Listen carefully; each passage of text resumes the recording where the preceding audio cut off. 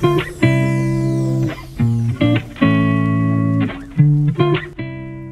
guys, it's Augustin. He's from France, come to Ukraine, and we can talk about situation and what is happening. So, Augustin, wasn't you scared to come to Ukraine Hi. during this war? I would say that first I'm a journalist, so that's why I'm here. And if I was scared, at the beginning, I came the first week, the second week of the war. I came with with a friend of mine to do journalism, and we went to Uzhgorod, and Uzhgorod, which is the capital of Zakarpattia. Yeah. And there, when we were at the border, it wasn't so easy. Well, we were a bit scared because we really didn't know what will happen in Uzhgorod and how it will be, because we heard a lot of testimonies from Uzhgorod, and some of them told us that it was like there were like a lot of Terra Baron, like a territorial group controlling the city and stuff, and we were a bit afraid because I don't know, we have an old car and we are young and could look suspicious. Yeah. But at the end was very quiet there, and after a few hours there we realized that we even in Uzhgorod sometimes you forget that you are in a country where the war, exactly. So it's okay. And then now it's the third time I come back to Transcarpathia, and now it's really, I'm not afraid now because I see the people, how they behave, and how calm and quiet they are. Even if they help a lot, even if they move around a lot, the atmosphere is very calm. Yeah. Okay, what about our women?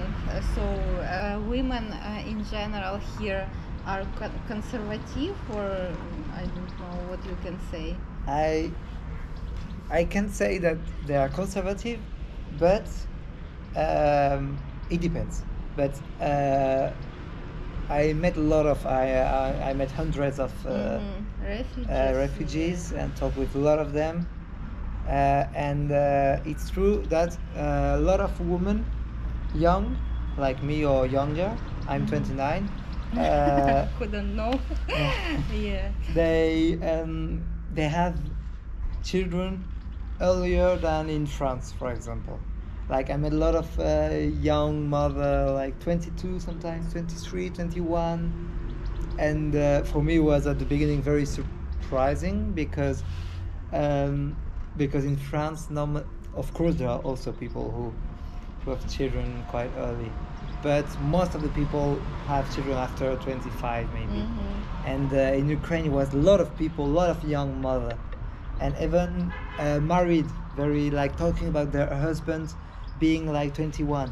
Wow, this was the more shocking, I think, because being married in France is even later most of the time. But it's interesting, and interesting that, for example, I met women from my age. They already had like 3 kids. Oh my God. Or 2, it could be 2, 3. It was not the same word, you know. Surprising, because I also sometimes thinking how it's possible to have 3 kids. I don't know, until you're 13. So I don't know. It's another life. But it's very interesting, and of course it's not a judgment. Like it's nice just to see how the way of living. Difference, because I also have heard that in Europe, in general, women get married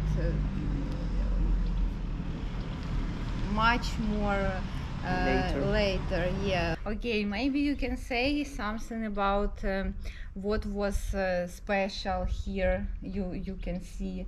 So when you come, you notice something that you cannot notice in the other countries. For example, how many people speak in English, how it was hard to communicate to other people, because some foreigners think that not much people in Ukraine know some languages at all. So what do you think?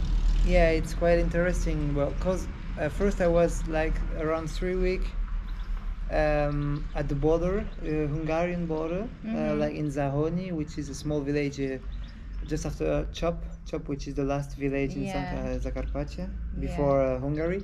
I was there and I met a lot of refugees at the beginning. Like there were like 3,000 or 4,000 people coming every day in the train station of Zahoni. And at the beginning, there were a lot of people from Kharkov and Kiev. And in my personal experience, what I noticed is that they speak there were quite a lot of people who speak at least a bit of English or understand it. So it wasn't so hard to communicate. And then, after maybe, I don't know, 2 weeks, there were more people coming from the south, from like Mariupol, Zaporizhia, Dnipropetrovsk, Kramatorsk. This region, and with these people depends, but more people didn't speak English at all, so it was more difficult. But fortunately, as I speak a bit of Russian, with being with a lot of Ukrainian all the time, my Russian went back, and I could practice a bit, so I could communicate a bit, but not in English with most of these people from the south and from the east, I would say. Not Kharkiv, but the rest, like the smaller city. So it's funny that many people in Ukraine speak Russian, and you have no hard time to communicate because I don't know, we live in Ukraine, but still all people talk in Russian at least. It's quite funny. But it's very powerful to be able to speak at least two three languages, because here in Transcarpathia a lot of people speak three languages, like Ukrainian, Russian, and Zakarpattian dialect, and it's quite interesting to see it. And then I also met some Ukrainian who speak German a bit. My daughter, for example. For example, your daughter. Exactly. And then that's all. But sometimes you really notice, it's obvious, but a difference between the people who live in Kiev center and who are like kind of who travel, who go abroad in holidays before, who went abroad, and who, I don't know, who are connected a bit with the world.